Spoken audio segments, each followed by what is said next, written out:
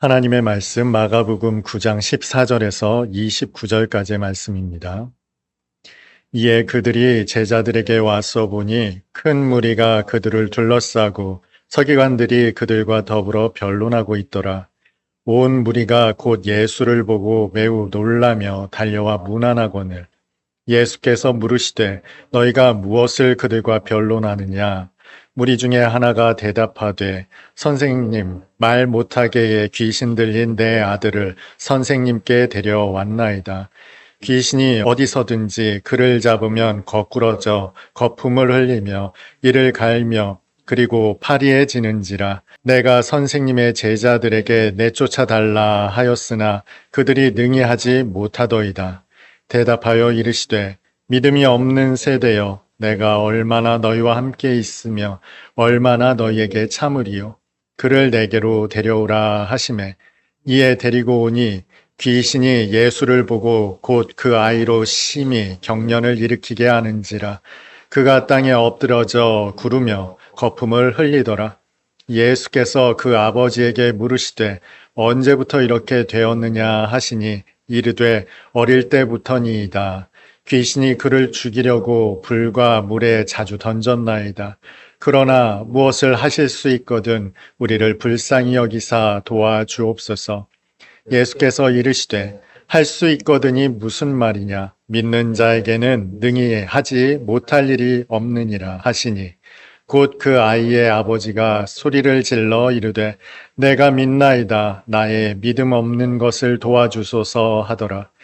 예수께서 무리가 달려와 모이는 것을 보시고 그 더러운 귀신을 꾸짖어 이르시되 말 못하고 못 듣는 귀신아 내가 내게 명하노니 그 아이에게서 나오고 다시 들어가지 말라 하시매 귀신이 소리 지르며 아이로 심히 경련을 일으키게 하고 나가니 그 아이가 죽은 것 같이 되어 많은 사람이 말하기를 죽었다 하나 예수께서 그 손을 잡아 일으키시니 이에 일어서니라.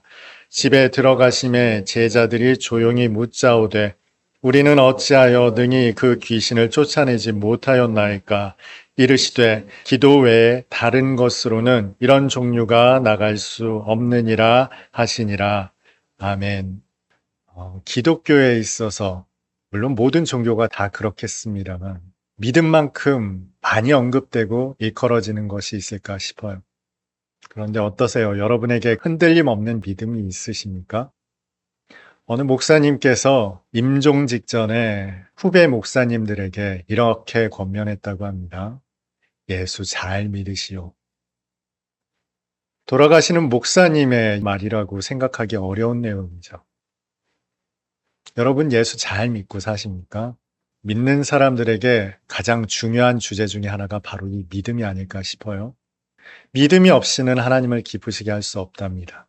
믿음이 없이 행하는 모든 일은 하나님을 기쁘시게 할 수 없다는 겁니다.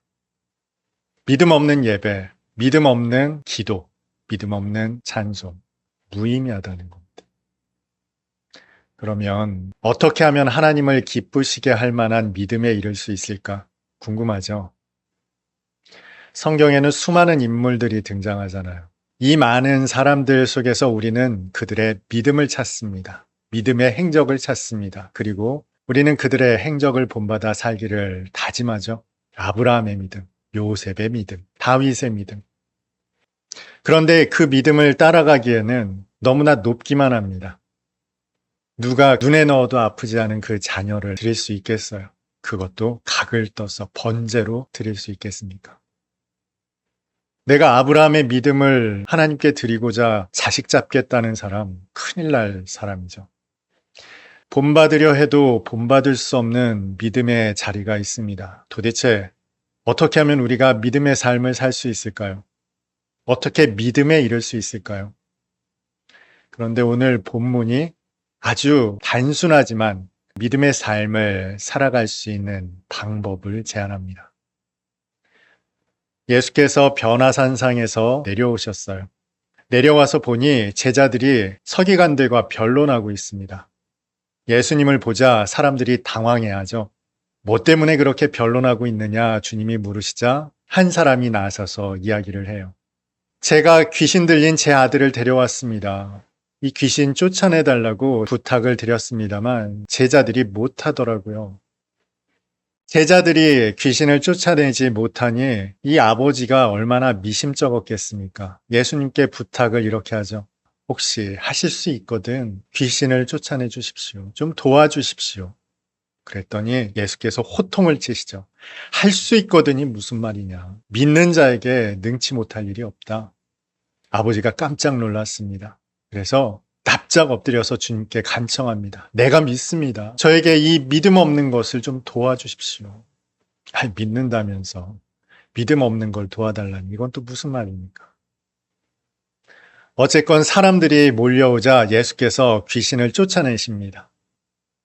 귀신을 쫓아내신 다음에 예수께서 제자들과 집으로 들어가는데 제자들이 예수께 묻습니다. 예수님, 우리는 왜 쫓아내지 못했습니까? 그랬더니 예수께서 이렇게 말씀하세요. 이런 종류는 오직 기도라야만 쫓아낼 수 있다. 여기까지 듣고 우리가 이렇게 쉽게 결론 내립니다. 귀신에도 급이 있구나. 이 상급 귀신은 기도를 해야 쫓아낼 수 있구나. 예수께서 이런 말씀을 하고 계시는 것일까요? 그런데 이 똑같은 본문을 마태는 조금 다르게 기록하고 있어요. 마태는 예수께서 이렇게 말씀하셨다고 적어놓고 있습니다. 너의 믿음이 작은 까닭이다. 너의 믿음이 작아서 귀신을 쫓아내지 못한 것이다. 이 두 복음서가 서로 다른 이야기를 하고 있는 것일까요? 똑같은 얘기를 들어도 사람마다 초점이 다르죠. 어떤 사람은 이런 부분에 초점을 맞추기도 하고 또 어떤 사람은 저런 부분에 초점을 맞춥니다. 다시 말해서 예수님은 한 말씀을 하신 거예요. 똑같은 말씀을 하셨는데 마태와 마가가 초점 맞춘 부분이 다르다 생각할 수 있죠.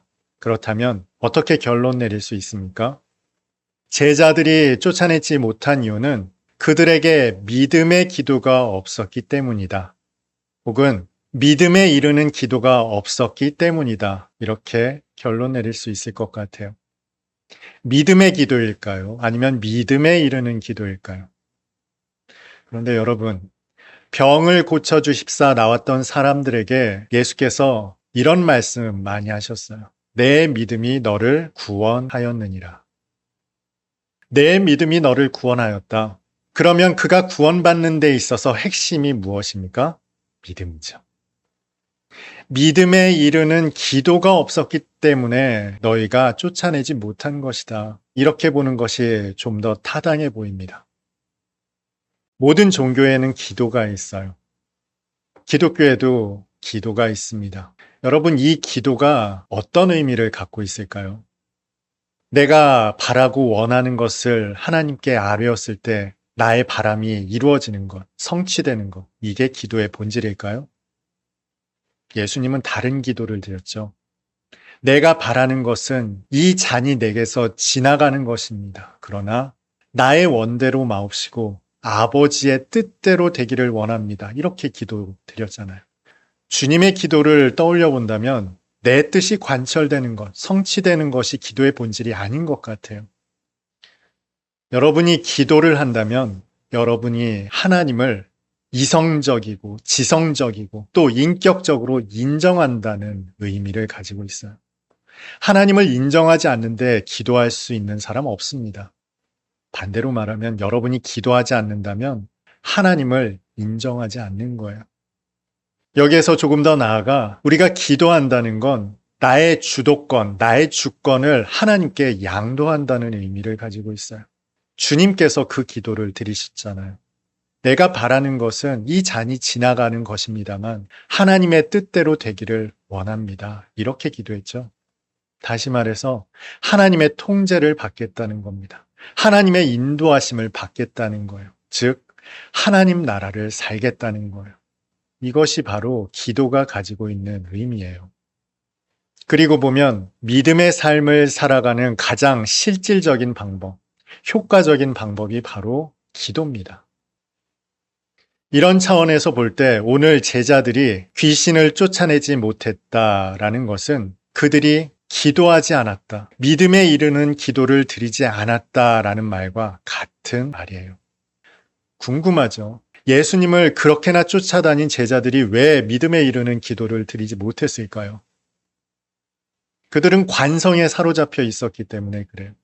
일전에 예수께서 제자들을 파송하실 때 한 가지 권능을 주셨습니다. 귀신을 제어하는 권능을 주셨어요. 그 권능을 받아가지고 제자들이 나가서 복음을 전했더니, 그리고 귀신을 쫓아냈더니 귀신들이 쫓겨나가더라는 거예요. 그런 경험이 있었어요. 경험이 있다 보니까 그들에게는 귀신 쫓아내는 일이 익숙했습니다. 이번에도 아니나 다를까 똑같은 방법으로 쫓아내려 했겠죠. 그런데 이번에는 귀신이 쫓겨나가지 않더라는 겁니다. 그들이 가지고 있던 기존의 권능에만 의존했어요. 경험에만 의존했다는 거예요. 아무리 쫓아내려 해도 쫓아내지지 않으니까 본인들도 당황스러웠을 거예요. 그 옆에 서기관들이 훈수를 두지 않았겠습니까? 서기관들도 방법이 있거든요. 율법 교사들의 나름의 전통이 있거든요. 훈수를 뒀을 겁니다. 그런데 이 제자들은 이미 경험이 있단 말이에요. 그러다 보니 자신들의 방법, 자신들의 경험을 고수하지 않았겠습니까? 여기에서 변론이 일어났던 겁니다. 옥신각신하며 다투고 있었어요. 그 현장을 예수님께 들켰던 거죠. 이 집착에만 사로잡혀 있으니 귀신도 쫓아내지 못하고 어찌할 바를 모르며 당황해하고 있었으니 그 당황한 기색이 역력히 드러난 것이죠. 그런데요, 오늘 본문에서 더 심각한 것은 여러분, 제자들이 귀신을 쫓아낼 때 그들에게서 하나님을 찾아볼 수가 없어요. 그저 경험에만 비추어 그들이 가진 권능에만 의존하여 귀신을 쫓아내고 있었습니다. 기도하러 다니시는 분들이 이런 것 쫓아다니는 분들이 많으세요. 예전에는 분명 그렇게 됐거든요. 귀신도 쫓겨나가고 병자들도 고쳐내는 일들이 있었습니다.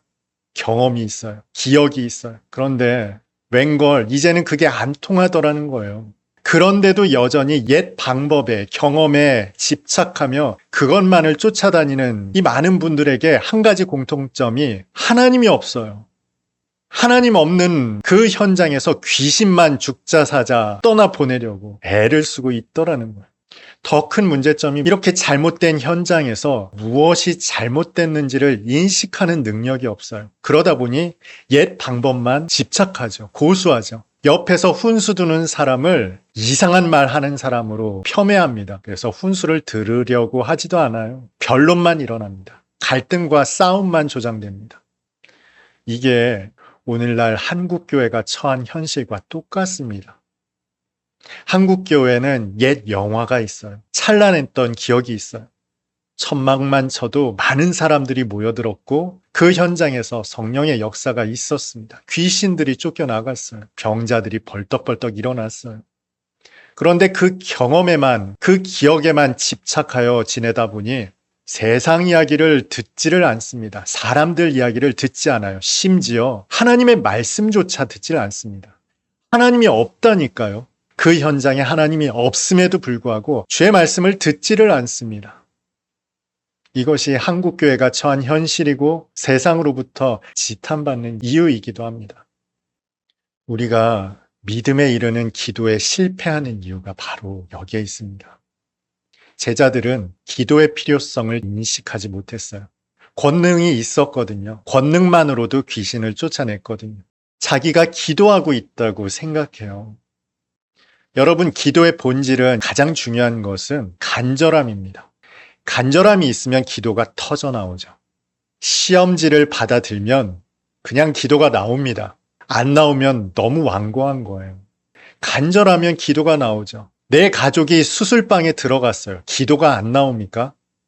기도는 나오는 게 정상이에요. 그런데 우리에게 기도가 사라졌다? 간절함이 없는 거예요. 왜 우리가 믿음에 이르는 기도에 실패합니까? 우리의 경험이 너무 강하기 때문에 그래요. 우리의 방식, 우리의 성공이 너무 선명하게 각인되어 있기 때문에 믿음에 이르는 기도에 이르지 못합니다. 주님께서 왜 중언부언하지 말라 하셨을까요? 우리가 경험에, 방식에 길들여져 있을 때 그런 기도가 나오기 때문에 그래요. 처음이야, 믿음이 없는 사람에게야 의미 있는 기도들이 있죠. 기도가 꽉 막혀 있는 사람이 어느 날 기도가 터져 나옵니다.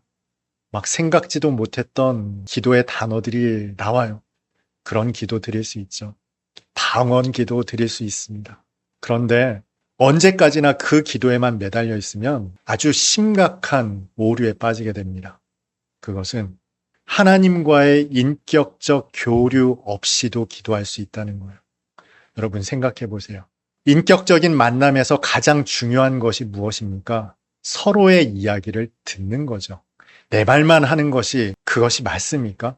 여러분 제일 고통스러운 것 중에 하나가 자기 이야기만 하는 사람, 그 사람과 만나서 대화하는 것입니다. 제가 제 고등학교 친구들 이 술자리에 가서 보면은 술만 들어가면 자기 이야기하기에 바쁩니다. 듣지를 않아요. 많은 그리스도인들이 주절주절 내 이야기만 합니다. 고래고래 소리만 지르면서 내 이야기만 합니다. 기도의 본질은요, 듣는 거예요. 하나님을 듣는 겁니다. 기도했는데 하나님이 뭐라고 했는지 전혀 듣지 못하는 사람들이 있어요. 기도 헛한 겁니다. 그게 1시간이건 10시간이건 기도를 드렸는데 하나님의 말씀을 듣지 못했다? 헛기도한 거예요. 그런데도 불구하고 하나님이 없는 기도를 드렸음에도 불구하고 나의 문제점을 인식하지 못하는 것, 이것이 아주 심각한 문제죠. 앞서 제자들이 빠져 있었던, 하나님 없이 귀신을 쫓아내려 했음에도 불구하고 그 잘못된 문제가 무엇인지도 모른 채 그들은 열심히 귀신만 쫓아내고 있었습니다. 쫓아내지 못한다니까요. 이 모든 문제점을 하나로 요약한다면 기도가 무엇인지 모르고 기도한다는 거예요. 인격과 인격이 만나면 서로 아주 깊은 친밀한 교제를 나누는 것, 이것이 관계의 본질 아닙니까? 소개팅을 나갔어도 겉도는 이야기 하다 들어오면 애프터 신청 들어오지 않습니다. 친밀감이 더해지려면, 서로의 호감이 더해지려면 아주 인격적인 교감이 있어야죠. 내 진솔한 이야기를 하고 상대방의 진솔한 이야기를 듣는 것, 이게 교제 아니겠어요? 이게 기도입니다. 주님을 들어야죠. 내가 하나님께 아뢰는 것 많이 안 하셔도 돼요. 주님이 아시잖아요. 여러분을 모르겠어요? 아신단 말이에요. 그러니 너무 그렇게 아뢰려고 애쓰지 않으셔도 돼요. 배우자 기도 한답시고 키는 얼마였으면 좋겠고 어떤 성품이었으면 좋겠고 경제력은 직업은 이렇게 안 하셔도 된다고요. 이런 이상한 믿음을 가지고 기도는 구체적으로 드려야 한다. 그러지 마세요.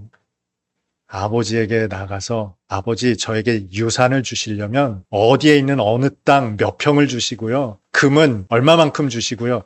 아버지께 이런 식으로 얘기했다고 생각해 보세요. 그냥 괘씸할 뿐이죠. 기도는 아주 인격적이어야 합니다. 주님과 아주 인격적인 교제를 나누어야 해요. 그래서 바울이 그렇게 고백하지 않습니까? 이 육체 가시를 위해서 3번 기도했다. 횟수가 중요한 것이 아니라 그가 얼마나 인격적으로 하나님께 조심스럽게 간구했는지가 드러나잖아요. 그러자 그가 주님의 음성을 듣습니다. 내 은혜가 너에게 족하다. 그런 이유가 있다, 바울아. 너의 약함으로부터 나의 강함이 드러나지 않느냐. 너는 그렇게 나의 영광을 드러내기 위한 정말 소중한 나의 그릇이다. 주님께서 인격적으로 응답하시자 그가 더없이 기뻤습니다. 그렇구나. 그래서 나에게 이 육체의 가시를 주셨구나. 그가 기뻤다니까요. 인격적으로 반응했다니까요. 그러자 그에게 무엇이 생겼습니까? 더 큰 믿음이 생겼어요. 주님을 향한 더 큰 확신이 생겼다고요. 여러분, 믿음에 이르는 기도의 결론은 반드시 믿음을 수반합니다. 믿음에 이르게 만들어요. 여러분이 기도하면은 여러분에게 믿음이 생깁니다. 여러분에게 믿음이 없다면은요, 아마 여러분에게 기도가 멈췄을 거예요. 아니면 내 경험에 빠져 있는 기도, 습관에 빠져 있는 기도에 사로잡혀 있다거나, 여러분이 믿음에 이르는 가장 평범하지만 가장 효과적인 방법, 그것은 바로 기도입니다. 인격적인 기도, 하나님을 듣는 기도. 기도만큼 여러분의 믿음이 자라나가는 아주 좋은 방법이 없어요. 오늘 이 아버지가 미심쩍은 마음으로 예수님께 부탁하잖아요. 하실 수 있거든 좀 도와주십시오. 할 수 있거든이 무슨 말이냐. 예수께서 호통을 쳤더니 그가 기도를 고쳐먹습니다. 내가 믿습니다. 나의 믿음 없는 것을 도와주십시오. 정직한 기도를 드렸어요. 내가 믿음이 없어요, 주님. 좀 도와주세요. 정직하고 인격적으로 기도하자 귀신이 쫓겨나갔죠. 아이가 회복되었습니다. 그러자 그 아버지에게 무엇이 생겼을까요? 믿음이 생겼죠. 믿음이 생겼습니다. 기도는 이렇게 기도하는 자에게 믿음을 주세요. 그래서 여러분이 수련회에 갔을 때 이렇게 여러분 속에 믿음이 생기는 것 같죠? 안 하던 기도를 하니까 그런 거예요. 평소에는 그렇게 하지 않던 기도를 드리다 보니 내 마음이 충만해지고 믿음이 생기는 것 같잖아요. 생기는 것 같을 뿐만 아니라 그렇게 믿음을 주세요. 기도하면 믿음을 주십니다. 그리고 여러분의 삶이 하나님께로 초점 맞춰지게 돼요. 하나님의 나라를 비로소 살 수 있게 되죠. 믿음은 하늘에서 툭 떨어지지 않습니다. 우리의 삶을 통해, 우리의 삶의 반응을 통해 믿음이 나타나죠. 그런데 여러분, 아무런 마중물도 없이, 아무런 미천도 없이 믿음의 삶을, 하나님의 나라를 살아갈 수는 없어요. 여러분이 믿음을 원하신다면 기도하세요. 인격적인 기도, 하나님과 친밀감의 기도를 드리세요. 기도하기 어려운 분들 많으실 겁니다. 각 잡고 시간 내어서 교회에 가서 골방에 들어가서 기도하기 어려운 분들 계시죠? 무시로 기도하십시오. 때마다 기도하십시오. 1시간, 2시간 시간 내어 기도하는 것도 물론 좋겠습니다만 그런 기도 어렵다면 그냥 길 가다 정직하게 주님을 불러보세요. 주님, 제가 믿음이 있었으면 좋겠습니다. 제가 얼마나 믿음이 없는 자인지 주님께서 아십니다. 믿음을 주십시오. 이 기도 드리는데 1분도 안 걸리죠. 그러나 아주 정직한 마음으로 이런 기도 자주 드려보세요. 생각날 때마다. 그런데요, 내 삶이 무너져 있으면 이런 기도가 안 나와요. 내 삶이 죄를 즐거워하고 있다면 이 기도가 나오지 않습니다. 벌써 이 기도를 드리고 있다는 건 겸비되었다는 뜻이고 내가 정말 믿음을 갈망한다는 의미를 가지고 있어요. 여러분에게 이런 기도가 있었으면 좋겠습니다. 무시로 나오는 기도, 언제나 터져 나오는 기도. 여러분이 하나님의 나라를 살아가는 밑거름이 됩니다. 믿음을 살아가는 가장 효과적인, 실질적인 방법이 기도입니다. 이 기도의 삶을 통해서 하나님의 나라를 누리는 오늘 예배드린 저와 여러분 다 될 수 있기를 주님의 이름으로 축복합니다.